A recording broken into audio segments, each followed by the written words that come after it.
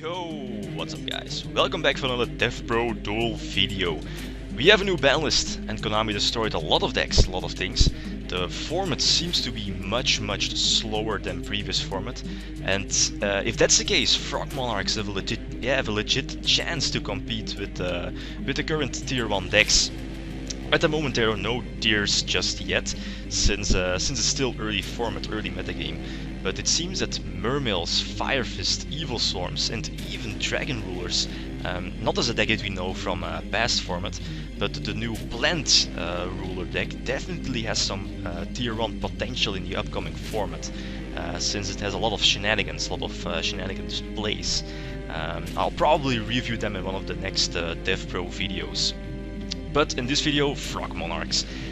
Damn, Konami decided to put back Gors at 2, and that's a huge boost for the deck.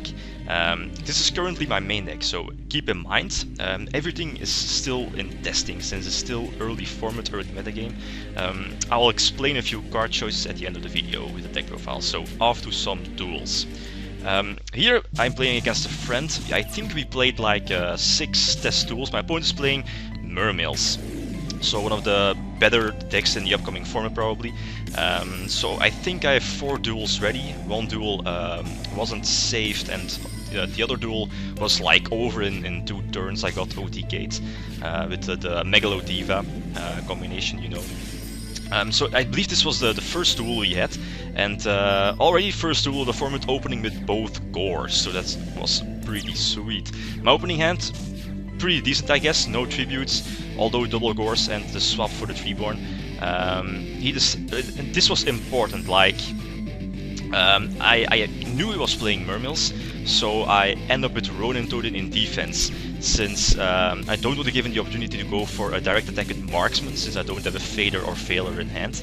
And just in case he did have Diva, followed up by a Marksman, he can search Dragoons, and then Synchro Summon for Trishula, and that's something I didn't want to let him do that, because that's why I went for the Ronin Totem in the first game, or at least in the first turn. Then he attacks into the Gors. Drop my first Gors, the first Gors, pretty sweet. Again, bring back the Ronin Totem, the Treeborn obviously, and then tribute for Light and Darkness Dragon.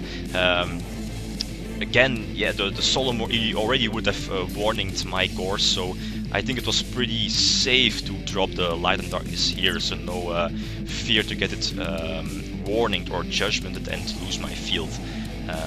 And if that's the case, I still had the Monster Reborn as a follow-up. So now he needs to go minus. He had suicides with his Dragoons into Light and Darkness Dragon. Sadly, I lose my field. I get a Ronin Totem in the process, so I can make a Herald next turn, possibly. Although he has not a lot of life points left, and I draw into Gaius, so tribute for Gaius to target his back row, which was a useless MST, reborn for Gors, and try to push the game unless he has a Gors on his own. And if it was like his back row was like a threatening war or Wabuku, whatever, on a side note, I would have been able to Monster Reborn his Diva from the grave, and followed up by Trishula, so that's already also one of the reasons why Frogmonarchs can play Trishula in the extra deck. Alright, so I believe this was game 2 we had, yeah, second game. He decides to start. He has a decent opening hand. I don't open with Treeborn, swap, duality or whatever, so I flat out pass. He's fierce, he opens up with his 1 sphere. Luckily I can MST it in his main phase 2, or at least at the end of his main phase 2. I think he's going to at least push for game here with the Diva and Megalo combination. Luckily I do Maxi on this Megalo drop. And again, the combination, or at least that the Konami decided to bring back Trishula, is amazing support for Mermails, since 1 Diva can turn into a Trishula play, like you search Marksman, Marksman attacks directly, search Dragoons, and that's already a Trishula. And yeah, of course, with the Treeborn engrave, I cannot let Trishula get its effect off, or at least get it to the field. So this puts me in a nice spot by tributing the Chaos to target this Megalo, so that already at least, yeah, it gets rid of his spell, his spell. I keep the pressure, reborn, or try to reborn his lead from the grave, so he has to warning, but I should have the game in the bag here with the Maxi in the hand, Gorse in hand and double Light and Darkness Dragon. Light and Darkness Dragon. Also, again, with double Gorse in the deck, Light and Darkness Dragon is much easier to drop because of yeah, Gorse itself and the token, of course. He attacks with his title into the Gorse, and this should be this should always be the game, since Treeborn is special summoned in the semi-phase, draw into the enemy control, and econ his title, and then yeah, just in case it's something like Torrential or yeah, probably he would have activated Torrential much sooner, but just in case it's Mirror Force or whatever, summon that Light and Darkness Dragon and push for the game. So pretty sweet duels already.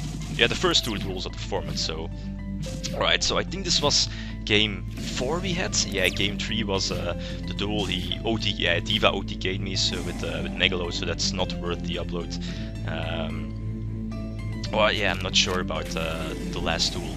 My opening hand is okay, decent, double Maxi, although no Fader or Gorse, so this is very risky, especially against Mermails, because of Diva. And as you see here, I set up my Treeborn in the grave, and he draws into his Diva. I Maxi the Diva, hopefully to draw into at least Failure or Battle Fader to stop his Marksman from to get his effect off. But I don't. I do draw into Gorse, but since Konami decided to bring back Trishula, it's not worth to drop the Gorse on the Marksman, so I drop the Gorse on the Dragoon, so now I still have a token to tribute for next turn. And here, this is basically a game-winning move on his part. He Trishulas my Treeborn Frog, the Gorse on the field, and the Maxi in hand. And that was actually a huge play on his part. So now I lose my Treeborn. I have to make a semi, or at least, yeah, not a great play like Soul Exchange is Mermail, bounce back is Trishula. All in all, it's not that great. But I have to, since I'm really low on life points, and with no hand traps, that token is also an extra defense. Although he could have gone for a game here with the Dark Hole, yeah, followed up by Megalo and so on. Although maybe he was thinking or expecting maybe a Fader, maybe. So yeah, it was, yeah, I think a great play on his part. Here, this should always be GG for him, since, yeah, he uses enemy control thanks to his spell card.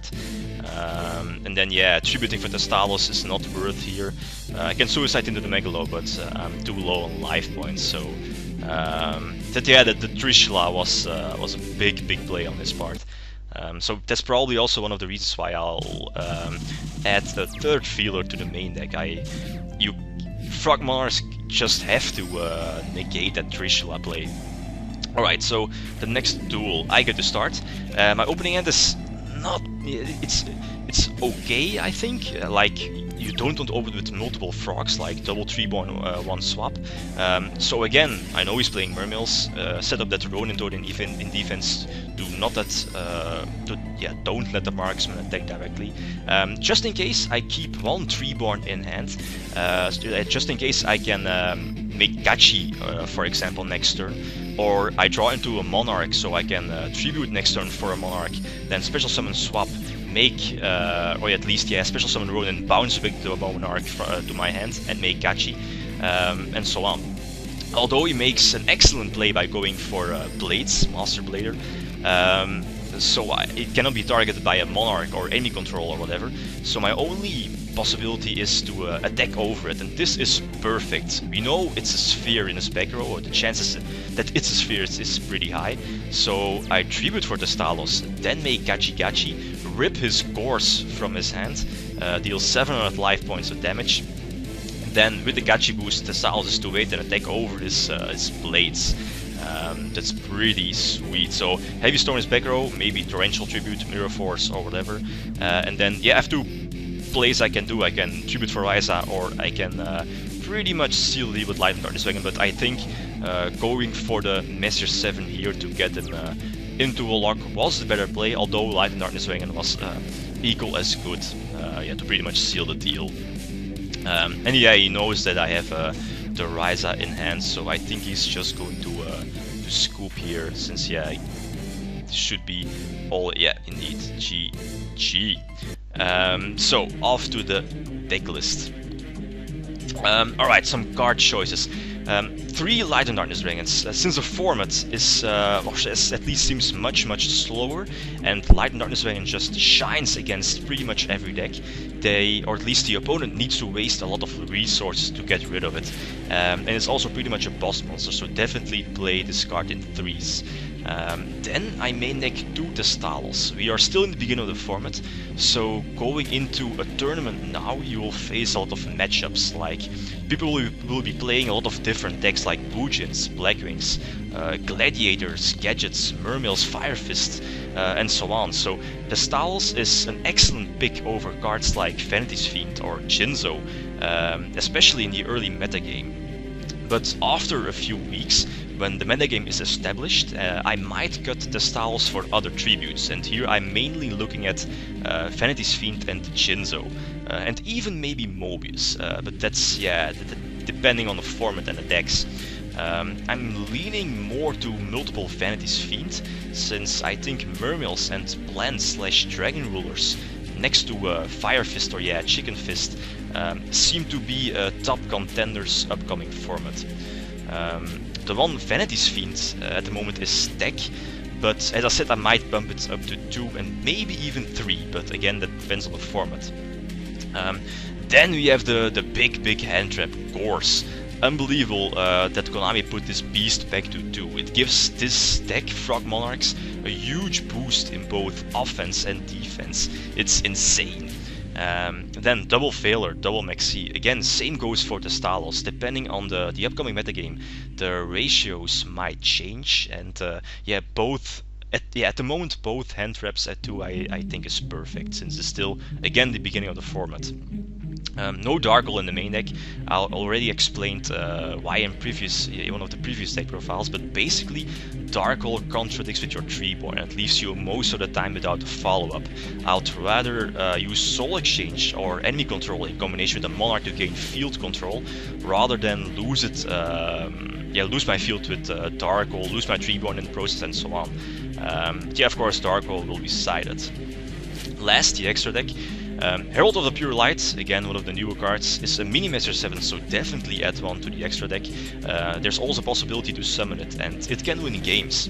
Trishula is a no-brainer. A Monarch plus a Treeborn plus a level 2 tuner equals Trishula. And Formula Synchron or Diva, for example, all serve as your tuner, so having it in your extra deck is always nice. Alright, I'm going to end the video here. Definitely expect some more Frogmonarch videos in the future. The deck definitely has some potential in the upcoming format, and I'm already excited about that. Guys, thanks for watching, and feel free to leave a comment or a like if you enjoyed the video. Leetum signing out.